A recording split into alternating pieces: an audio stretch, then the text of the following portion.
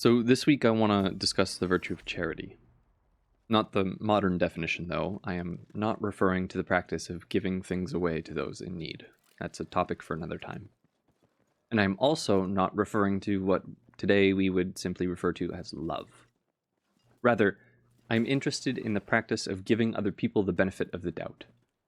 I suspect that if this video were ever to reach a substantial Western population, doubtful as it seems, I would promptly find myself accosted by many people refusing to give me any charity. That is, the benefit of the doubt. Since there will likely both be misunderstanding and misrepresentation, allow me to define precisely what I am not advocating for.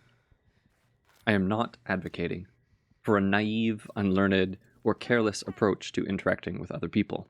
I am not saying we should all just act as though everyone's opinions are equal and valid and have merit. This is clearly not the case, and much of online rhetoric at the moment is people coming to terms with the fact that not all ideas are created equal. This is a good thing. What I am saying, however, is that people on the internet need to relearn charity. That is, the ability to objectively look at what someone is saying, and not saying, and evaluate their words on the basis of their merits, in a rational manner, without excessive emotion, and in a manner which fairly, or charitably, characterizes their statements and beliefs. If you knew me, you would know very clearly that I am thoroughly uninterested in the postmodern assumption that all ideas are equal and interchangeable.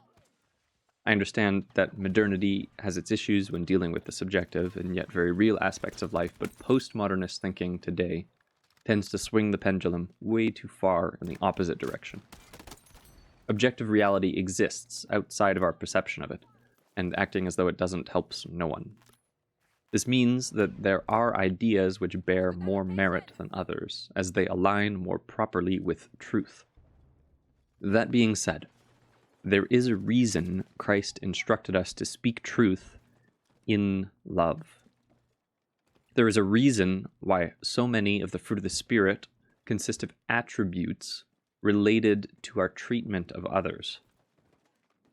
The way we treat others matters, and at the moment, especially online, we treat others in a thoroughly uncharitable manner.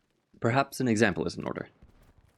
A few days ago, a well-known Twitch streamer known as Pokimane released a short video talking about her interest in celibacy. Celibacy is something I personally practice, something the church advocates for, and something that is truly in line with God's design for humanity, by the way. This is a good thing.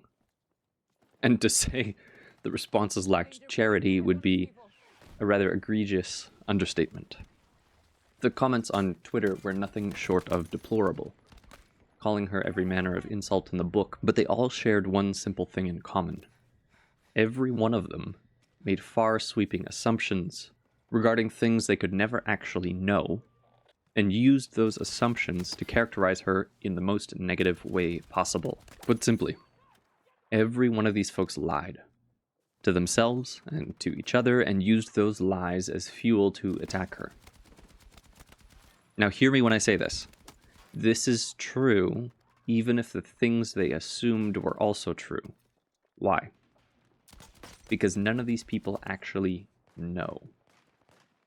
None of them have any actual clue what they are talking about. None of them actually know whether or not this has been her practice for years or not. It's entirely reasonable to assume that she has been acting in this manner for some time, and even if she hasn't, this rhetoric is still lies. Even if she had been sleeping with half of Los Angeles, the people calling her a whore would still be in the wrong. Why? Because they have no way of actually knowing it. Just because you guessed right doesn't mean you weren't lying when you said it. The woman is not perfect, but in my estimation, she is among the most uncharitably treated people on the internet. There are countless other examples of her doing or saying something rather innocuous. Sometimes things even outright positive, as in this case, and the internet lies about the situation and bullies her incessantly. Make no mistake, assuming things about people in this manner, and using those assumptions as the basis or justification for a hateful comment or a video on the internet is evil. It is unchristian. This is just bearing false witness against someone. It's a defiance of the 9th commandment. That's all it is. I understand that statement likely won't carry any weight for most people, but let's call a spade a spade. So what is the alternative? Well, it's quite simple, really. Tell the truth. If you don't know what the truth is, don't make stuff up. Don't make far-reaching assumptions based on insufficient evidence. Don't bully people on the internet, even if you don't like them. Rather, critically examine things they actually say and do, and only worry about things you can actually verify. There's enough deception in our world today. We don't need to contribute even further to false narratives. Each of us would do well to remember that we will all stand before God one day and be held to account for the things we said and did. That won't be a comfortable conversation for any of us, but it will be made even more uncomfortable if we consistently practice lying about people to ourselves and others. So instead, give each other the benefit of the doubt. As always, thanks for listening. Let me know what you think.